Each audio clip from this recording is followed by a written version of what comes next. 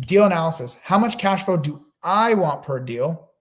And then how much do I pay wholesalers? How much do I pay wholesalers per deal? What is my rule of thumb for that? People love rules of thumb. So what is my rule of thumb? And I'll give you some examples of some rules of thumb in the creative space. Let me open up the spreadsheet for this one. That'll probably be fun. Let's do that. So how much do I want? So just to quickly go over the calculator, the top piece of the Super Creative Finance Real Estate Investment Calculator, let me just explain this quickly. This calculator will help you analyze subject to deals, seller finance deals, hybrid, where it's a combination of subject to and seller finance. You can leverage this for like traditional financing, just taking out a new loan. You can leverage this for cash. You just have to kind of know how to use this calculator. That's a big part of being part of Super Investors. That's why I don't necessarily like to sell this calculator outside of the community, because there's a lot of education required. You can pick it up through YouTube and all that stuff, but it's all there in the Super Investors community to really leverage this calculator for a variety of different strategies.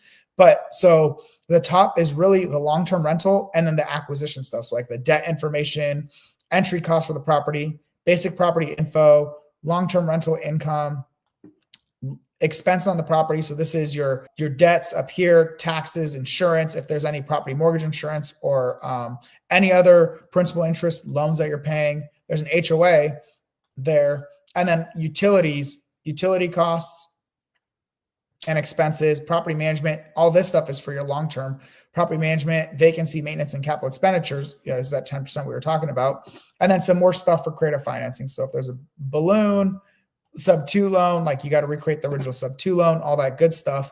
And then once you fill that out, at least for long-term rental, then you'll get a lot of deal analysis right in this section right here. So you have your income, your expenses, your property management costs, and then your reserves. And this number right here is just taking the income minus all these is your cash flow. The number down here is your cash flow without reserve. So it's taking this income minus the expenses minus the management, but not subtracting away the reserves. And I like to think of this as, this is kind of my worst case scenario cash flow. If we have 10 per, what do I have? Well, I'll show you right here. If we have 8% vacancies, so the property is vacant for 8% of the year, or roughly that's 1 month of the year, and we're utilizing our full 10% of reserves for maintenance and capital expenditures, that's kind of the worst case scenario based on your analysis of what this deal looks like. And that's $388 a month and 8.7% cash on cash return. If you don't know what this cash on cash return is, I have plenty of training videos on that. Please watch that all over my YouTube on deal analysis. There's some great videos on that. It's also in the free Wealth the Real Estate School community and the paid Super Investor community. You can learn a lot more about that. But simply, cash on cash return is your cash flow times 12, so your annual cash flow divided by your entry cost, what it costs to buy this property, your acquisition costs, any closing costs, if you're paying wholesalers, if you're setting aside reserves, renovations, all that stuff. Your cash on cash return is basically showing you how hard is your money that you put in to buy this deal working for you. What is your annual cash flow divided by your entry cost is your cash on cash return. What I put here is also your cash flow without any reserves, right? So it's kind of your best case scenario. You have zero vacancy and you have zero maintenance or capital expenditures. What does that look like? And I'm typically looking at both of these. Most people don't look at this one. I like to see kind of what's the best case scenario and the worst case scenario, because in reality, you're going to end up somewhere in the middle anyway. So I want to know, what is my high and low for this property? And so what I'm looking for cash flow, because I am buying my deals and not using my own money, I'm raising money through private money lenders and private money partners. I want to make sure that if I'm buying it through a private money lender, I have wiggle room. If the property isn't performing perfectly, I have wiggle room that I can still pay the private money lender's interest and still have something left over. I'm not coming out of pocket if the property's not performing, perfectly. And with a private money partner, the cash flow has to be something that if I split it, let's say 50-50, it's worthwhile. So for example, for this long-term rental, for long-term rentals, because they're more stable assets, it's a more stable management strategy, there's a much lower cash flow goal. So for here, I put $100 and 10% cash on cash return. If you go look at the other management strategies, so pad split or rent by the room, $1,000 and 15% cash on cash return, because these tend to require more initial capital. I want to make sure I have a much higher cash flow. And because it is and it isn't more of a riskier investment strategy than long-term rental, I want to make sure that my cash on cash return, my returns on the money I'm investing are higher. That's why it's 15% versus 10%. Hopefully that provides some insight. It depends on the management strategy that you're utilizing. In the calculator, it's all there for you. Midterm's the same, and short-term's a little bit higher because short-term is more volatile. The cash flow goal is the same of 1,000 minimum, because then if I split that 50-50, I'm making 500 and my partner's making 500. I like that. If it's $100, right, and I'm trying to split that, well, we're each making $50. Even if the cash on cash return is high, it's like, is this all worth it for $50? And if something goes slightly off, well, now we're negative just like that. That's not what I'm looking to do. So hopefully that provides some clarity into cash flow goals. There's no perfect answer. It's arbitrary. It's based on what you want. Really what I care about is cash on cash return. Is my cash on cash return high enough that I can generate the returns that I want, that I can generate the returns that I want to be able to raise money for those properties? And for example, that's where this using other people's money or using OPM tab is very important. If this property is generating $388 of cash flow as a long-term rental, and that's 8.7% cash on cash return, well, that means I cannot pay a private money lender higher than 8.7%. Otherwise, I'm going to have to come out of pocket to pay them. I'm not getting into the weeds of that because I've described that in various other videos. But if I know I'm raising money at 12%, and I'll show you that right here. In this scenario right here, if you can see that, let's zoom in a little bit more. For private money lender, over here, we're raising $53,000, 12% interest rate, no points for that. It's a 12-month loan. That means I'm paying $533 a month to my private money lender on the money it took to acquire this deal. So then if I'm generating less than $533 a month in cash flow, which we're generating $388 as a long-term rental, I can't raise the money through a private money lender unless I'm willing to pay $145. I'm going to be at $145 loss. I'm going to have to pay the private money lender that money out of pocket. I know that I can't raise the money on that. So one of the limits is this would only work if I could generate over a 12% cash on cash return to pay a private money lender their 12%. Secondarily, if you are going through a private money partner where you're splitting ownership, well, you need to have high enough returns that you have something that's worth it for you and your partner. So let's say you're going, a common strategy for newer investors is 50-50, 0% split. Well, that means your partner is going to get, so this is your private money partner. They get 50%. You get 50%. The private money partner, their 50% is going to amount to $23.30 a month in $23.30 a year in cash flow, which generates a 4.4% cash on cash return. Because even though the property is generating 8.7% cash on cash return, well, now you're splitting that. They're funding all the money for this deal, and they're not getting 100% of the returns. If they did get 100% of the cash flow, surprise to no one, this 8.7% cash on cash return is the same as the property, right? But because they're splitting what they're getting, right? They get 50, you get 50, but they're still funding the whole amount. That means they're going to get a lower cash on cash return than if they got the whole thing, right, themselves. So that being said, if you have capital partners that are willing to partner with you for a 4.4% cash on cash return and a 20% return on investment, because not only are they getting cash flow, but they're also getting benefits from the debt pay down, getting benefits from the property appreciating value because they're an owner. They get ownership benefits. They're getting tax benefits from interest payments and depreciation, right? They get those other benefits. That leads their overall return on investment, right? So all of these things divided by their 53,000 is that 20.1% return on investment.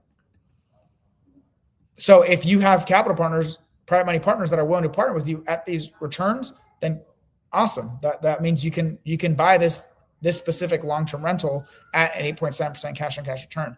From my experience, I cannot raise money at any lower than a 7% cash on cash return for my partners, because even though they're getting ownership benefits, they still want their money working for them at least a 7% return.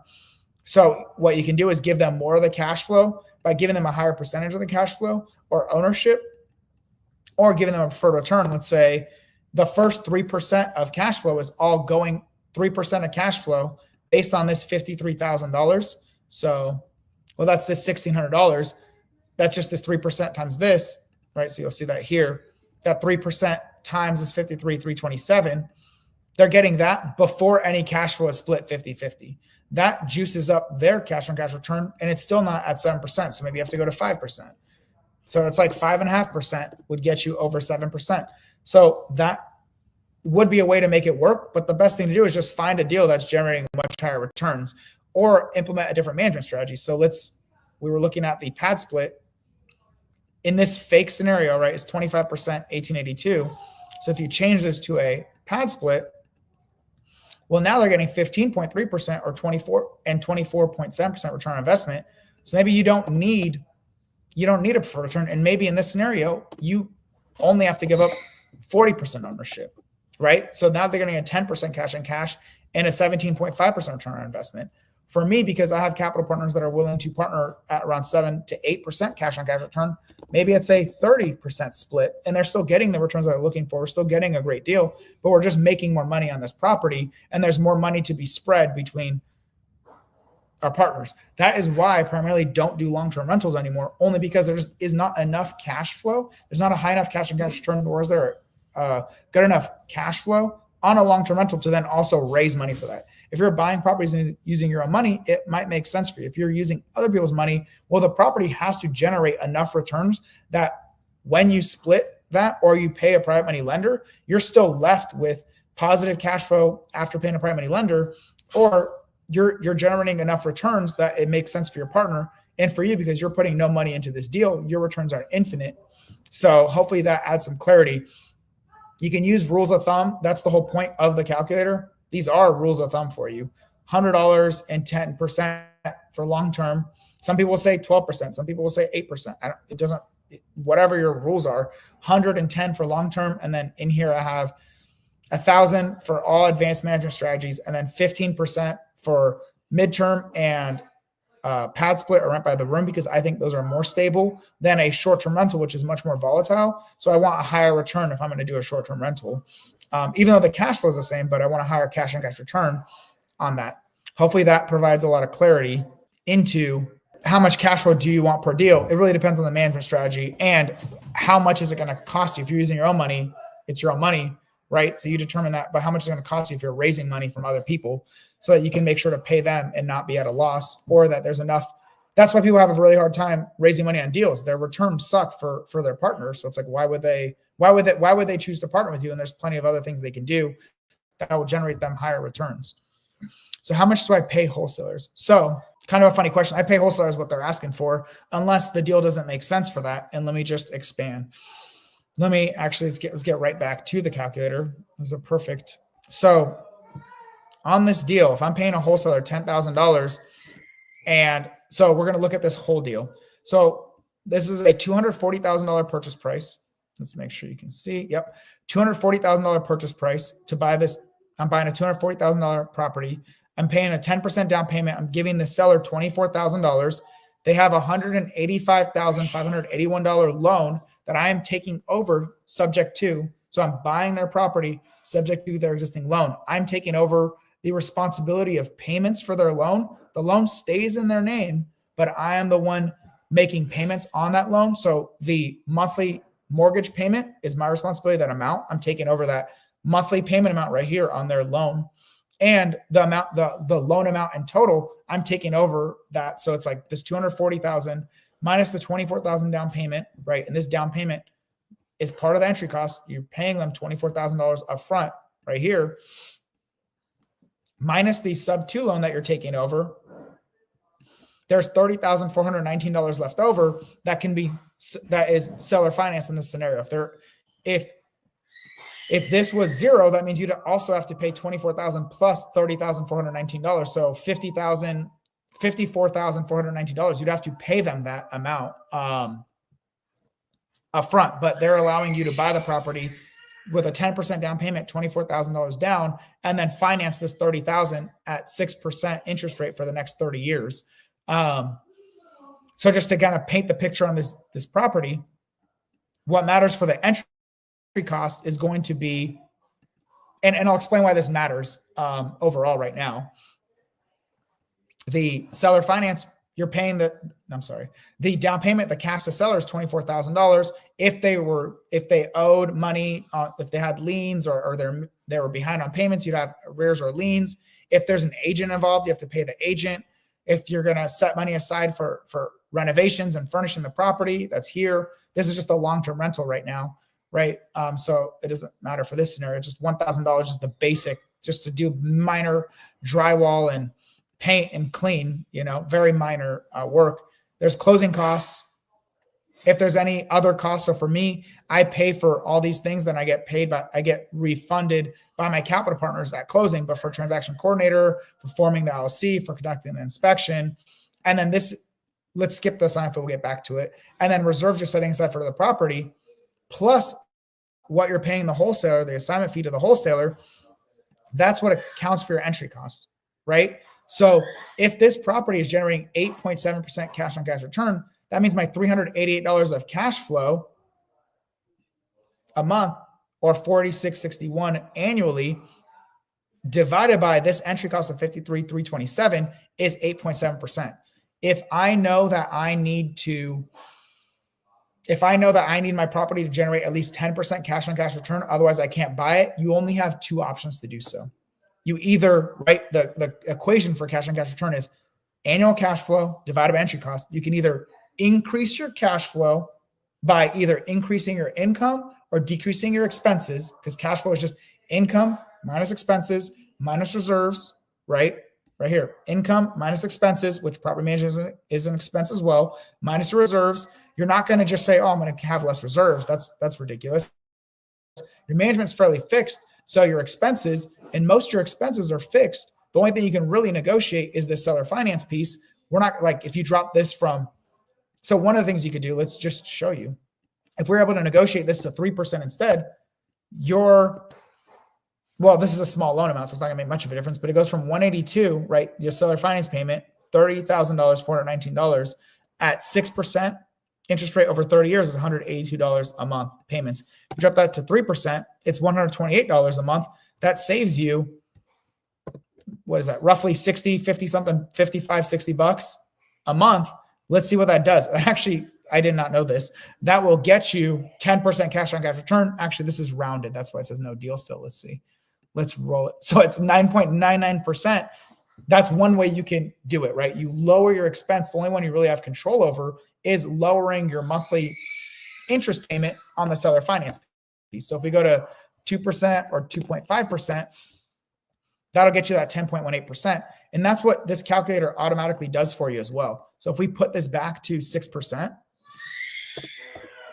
and let's make sure this is long-term rental. This is telling you, if you were to reduce your price and thus also lower your down payment, if you reduce it by 2.5%, reduce your purchase price and your down payment, you'd meet your cash flow goal, but you would not meet your cash on cash return goal. But if you reduce it by 5%, then you would meet your cash flow and cash on cash return goals. Same for this scenario, right? You're not going to be surprised by this.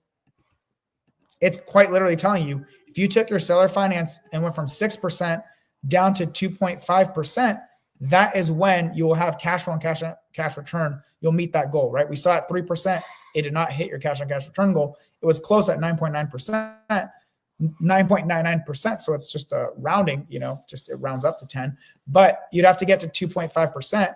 Really, it'd be like 2.75%. So this drops it 0.5% until this hits both criteria. It drops it like 10 different times.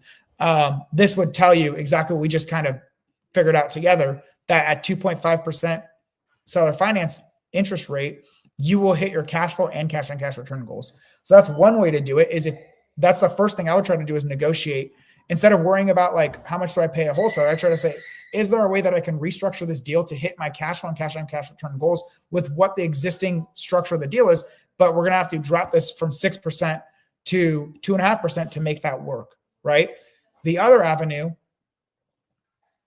we're not going to focus on increasing income through advanced management strategies. That's later, but that would be another way. Generate more income through a different management strategy, which you see right here. Like, this is how you would do it on the same property. Even at 6%, you can make it work. I don't like to negotiate on advanced management strategies. I want to make it work ideally as a long-term rental if possible. It's not always possible, but if possible, I like to try to negotiate from it as a long-term rental perspective. Otherwise, you're potentially overpaying for a property. The other thing you can do is look at your entry costs and reduce that. So let's say it's not going to work. You're not able to negotiate the 6%. Another thing you can do is what you can change, what you can negotiate is the down payment to the seller. Let's make this a nice blue color. Your agent commission. Because if you owe money on the property, you're not going to be able to just say, oh, I don't need to pay off these liens, or I don't need to catch the mortgage up. You have to pay these. So this is non-negotiable. Rehab and furnishing, if it's going to cost you $1,000, $5,000, whatever, to get the property ready for your strategy, you can't just say, I'm not going to do that. Closing costs, you still have to pay closing costs on the property. Your admin costs, so your TC, LLC formation inspection, you don't want to skip those just to save a little bit of money. You should still do all those things. You can save money by performing your own transaction coordination, by forming your own LLCs, by not doing an inspection. I don't recommend that. The other thing you can negotiate is your assignment fee to the wholesaler, what you're paying the wholesaler. And then reserves, I would not just say, I'm going to go from 3 months to 1 month of reserves, and now the deal is getting closer to working. I wouldn't utilize that. I would focus on these 3 things: down payment to seller, agent commissions, and assignment fee. So with that in mind, the first thing I would do is, how much would you need to drop these 3, like in totality? So this $30,000, $40,000, how much of that would I need to drop to make this deal make sense? So I would just take this assignment fee and drop it for now. Okay, 5,000. Let's do 3,000. Okay, so if I drop this 40,000 between the down payment to seller, agent commission, and wholesaler fee from 40,000 to 33,000, this deal makes sense for me as a cash on cash return. So what I'm not going to do typically is tell the wholesaler, hey, wholesaler, I need you to drop your assignment fee from 10,000 to 3,000, right? $7,000 pay cut to make this work for you. I would rather say, hey, this deal is very close to working for me. Of the 40,000 paid to the seller, agent, and you, right? The closing costs that they're presenting to you, the entry costs, I need to get it from 40,000 to 33,000. Where do you think there's wiggle room on that? Right? And I would put it on the wholesaler to see what they think there's wiggle room. Obviously, down payment to the seller is the largest amount. Maybe there's wiggle room there. Maybe you go from a 10% down payment to 8%. It's going to mess with your cash flow a little bit, because now you have you're paying less down, but you have a larger seller finance piece. It's going to affect your cash flow, but I would work it that route to see, you still need to keep dropping it. So let's say 6%. So you see your cash flow is going down. That's kind of hard, because when you do that, you're adding more to the loan. And maybe the agent commission goes 5,000, and then your wholesaler fee goes 8,000. So I have to go to 7. So this is what I would be messing with. I wouldn't just look at the